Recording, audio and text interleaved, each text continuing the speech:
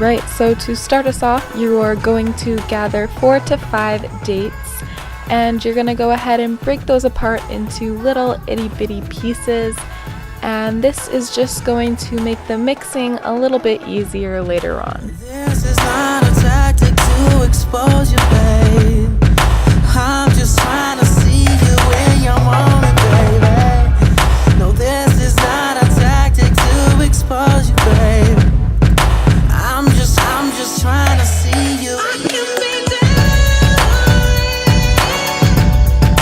You can be over me. Not gonna be down. You can be over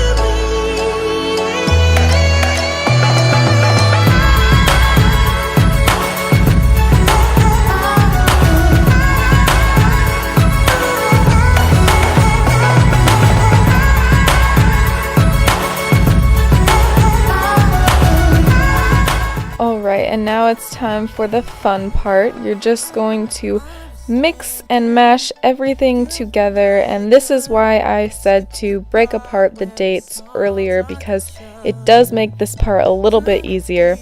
So you're just going to do that until you get a nice crumbly granola type texture like you see here.